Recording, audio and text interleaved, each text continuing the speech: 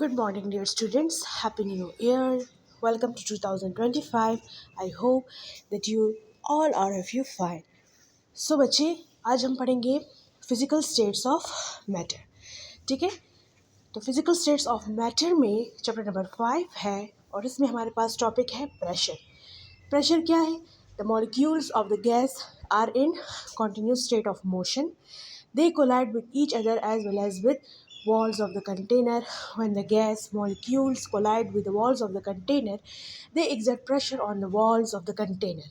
ठीक है, ये प्रेशर का फॉर्मूला है. Pressure is directly proportional to force and inversely proportion to area.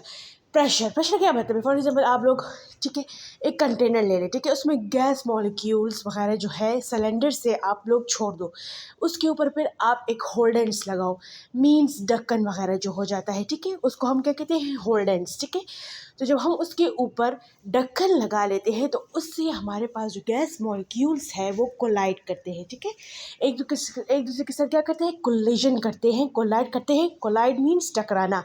तो एक दूसरे से टकराते हैं तो क्या होता है? कंटेनर में प्रेशर एक्सर्ट होता है, तो इसको प्रेशर बोलते हैं. ठीक है, फोर्स लगती है. ठीक है, तो इस सारे को क्या बोलते हैं? प्रेशर. और प्रेशर हमारे पास डायरेक्टली प्रोपोर्शनल फोर्स के साथ है और इनवर्सली प्रोपोर्शनल एरिया के साथ है. ठीक है बच्चे, फिर हमारे पास है the S I unit of force is Newton. ठीक है, S I unit of force जो है वो हमारे पास न्यूटन है. ये आपको याद करना है प्रॉपर. ठीक है, और एरिया का क्या है यूनिट? Metre square. ये दो इंपॉर्टेंट टर्म्स हैं, learn it. Okay, hence the S I unit of pressure is newton metre per second square. ठीक है, it is also called pascal. Pressure का जो एस आई यूनिट है, मतलब सिस्टम इंटरनेशनल जो यूनिट है वो क्या है? पास्कल है. Pascal is very small unit in pressure measurement. Usually it's bigger form is kilo pascal. Kilo pascal is use. Kilo pascal इसका क्या है? छोटा स्मॉल बिग स्केल यूनिट है. ठीक है, फिर हमारे पास क्या है? At sea level at 0 centigrade the atmospheric pressure is 760 millimetre of Hg और 760 torr. It is termed as 1 atmospheric pressure. ठीक है, जो हमारे पास सी लेवल 0 सेंटीग्रेड पे जो हमारे पास एटमॉस्फेरिक प्रेशर होता है समंदर, ठीक है, सी लेवल समंदर के साइड पे वो हमारे पास बहुत ज़्यादा होता है at amount of 760 millimetre of Hg और 760 टॉर.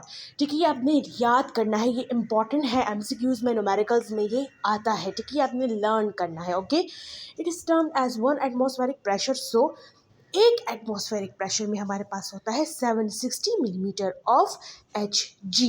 ये आपने याद करना है. ठीक है, ये आपके न्यूमेरिकल्स आगे मैं आपको सॉल्व करवाऊंगी, उसमें ये फिर यूज़ होगा, तो इसको लर्न करना है. ठीक है, सो प्रेशर हमारे पास ये सारा जो है नोटिसेबल, लिंकेबल, एक दूसरे के साथ लिंक्स करता है. ठीक है, लिंकेबल है. तो फिर हमारे पास क्या है? कंप्रेसिबिलिटी. कंप्रेसिबिलिटी अब क्या है? Gases are highly compressible. This is because that gases molecules have large empty spaces. When the pressure is applied on the gases, the distance between the molecules decreases, its volume also decreases.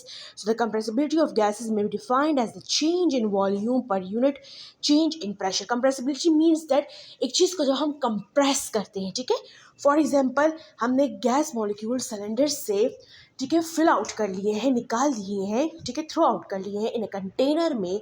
ठीक है, उसके ऊपर जब हम होल्डेंस बंद करेंगे, मतलब ढक्कन, ठीक है, होल्डेंस में सब कुछ आ सकता है, ढक्कन वगैरह, कोई भी ऐसा ऑब्जेक्ट जो आपके मॉलिक्यूल्स को बाहर ना आने दे, ठीक है, उसको कहते हैं होल्डेंस. ठीक है, तो वो गैस मॉलिक्यूल्स क्या होते हैं? उसके साथ कोलाइड करते हैं, प्रेशर ज़्यादा होता है और कंप्रेसिबिलिटी उसमें आ जाती है, कंप्रेशन आ जाता है. ठीक है, गैसेस मॉलिक्यूल्स में वो जो कंटेनर का जो होल्डेंस होता है वो उसको कंप्रेस करता है, बाहर नहीं जाने देता, तो उसका वॉल्यूम भी डिक्रीज हो जाता है और वो सेटल डाउन हो जाते हैं, उनको जगह ही नहीं मिल रही होती, तो वो कंप्रेस फॉर्म में हो जाते हैं.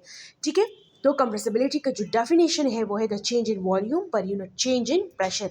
Learn it dear students. Okay, it is important definition of compressibility. Next is the mobility. Molecules of the gases are in state of continuous motion because of the weak intermolecular forces present between them.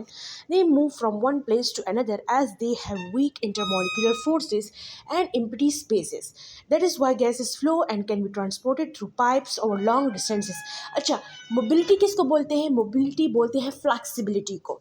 Flexibility को बोलते हैं, gases जो हमारे पास होते हैं वो mobile होते हैं, लाइटर डेंस होते हैं. ठीक है, as compare to solid and liquid. Solid हमारे पास हायर डेंसर है, लिक्विड हमारे पास फिर उससे मीडियम डेंसर है, लेकिन gases are super light denser. और वो हमारे पास क्या करते हैं, उनमें मोबिलिटी होती है। अगर मैं उसको कंटेनर में छोड़ दूँ, ठीक है, तो वो स्लाइटली मोबिलिटी के साथ वो क्या करेंगे, फ्लो करेंगे इन ए कंटेनर में। बहुत ज़्यादा लाइट होते हैं, लाइट डेंस होते हैं। तो मोबिलिटी का ये मतलब है, ठीक है। मोबिलिटी मतलब गैसेस में हमारे पास हाई मोबिलिटी होती है, वो लाइट डेंस होते हैं। Okay, next is the density. Mass per unit volume is called density. Density can be mathematically written as density equals to mass divided by volume. Density मैंने आपको कहा है ना, फ्लेक्सिबिलिटी मोबिलिटी होती है, तो वो डायरेक्टली प्रोपोर्शनल है मास के साथ और इन्वर्सली प्रोपोर्शनल है वॉल्यूम के साथ, ठीक है। आई होप कि आप लोग तो यहाँ तक समझ आ गई है। अब नेक्स्ट हमारे पास है, it is clear from the above formula the density is inversely proportional to its volume. The gases occupy all space available to because they are weak intermolecular forces and empty spaces between the molecules of the gases, which increase its volume. So density of a gas is very low as compared to the same amount of a liquid or a solid. मैंने आपको जिस तरह अभी बताया है कि gases हमारे पास super light होते हैं, फ्लेक्सिबिलिटी उनमें ज़्यादा होती है, मोबिलिटी उनमें ज़्यादा होती है, तो वो क्या करते हैं as compare to liquid and solids, ही हमारे पास लाइट डेंस होते हैं। तो इसमें हमारे पास क्यों लाइट डेंस होते हैं, because of the weak intermolecular forces are present. इसमें हमारे पास क्या होता है, वीक इंटरमोलिक्यूलर फोर्सेस प्रेजेंट होते हैं एज़ कम्पेयर टू, मैंने आपको क्लास में बताया था कि सॉलिड लिक्विड गैस, मैंने आप लोग को बोर्ड पे ड्रॉ किया था कि सॉलिड में हमारे पास इंटरमोलिक्यूलर फोर्सेस स्ट्रांग होते हैं, लिक्विड में एज़ कम्पेयर टू मीडियम होते हैं, इतना ज़्यादा नहीं होता ना स्ट्रांग ना weak, but medium size. Okay, and gases में हमारे पास बिल्कुल low weak intermolecular forces present होते हैं। तो ये सारा इस से लिंक करता है, ठीक है। फिर हमारे पास है the gases have low density than the liquid and solid state, जो को मैंने आपको बता दिया। For example, the gaseous oxygen has the density of 0.0014 gram per centimetre cube at 0 centigrade and 1 atmospheric pressure, while the liquid oxygen has the density of 1.149 gram per centimeter cube at -103 centigrade, and solid oxygen has the density of 142 gram per centimeter cube at -252 centigrade. ये आप लोगों को याद करने की चीज़ें हैं, ठीक है। ये इंपॉर्टेंट टर्म्स है। आपको बताया गया है कि सॉलिड में हमारे पास स्ट्रॉन्ग इंटरमोलिक्यूलर फोर्सेस प्रेजेंट होते हैं, उसका फिर अमाउंट बताया है कि फॉर एग्जांपल लाइक दिस, ठीक है। ये आपको एग्जांपल के तौर पर ये फिगर्स, ये सेंटीग्रेड्स वगैरह दिए हैं, ठीक है। और लिक्विड में हमारे पास उससे मीडियम होते हैं, और जो हमारे पास गैसेस होती हैं वो हमारे पास लाइट, सुपर लाइट होती है, और वो हमारे पास मोबाइल होती है, और वीक इंटरमोलिक्यूलर फोर्सेस में क्या होते हैं, प्रेजेंट होते हैं, ठीक है। So I hope students that you all clear these points. If you have any problem then questions आप लोग राइट डाउन करें पेपर पे, ठीक है, और ग्रुप में सेंड करें, I will answer them, okay. And please इस टर्म्स को, इन डेफिनेशंस को आपने प्रॉपर लर्न करना है, ठीक है, प्रॉपर लर्न करना है, because these are very important.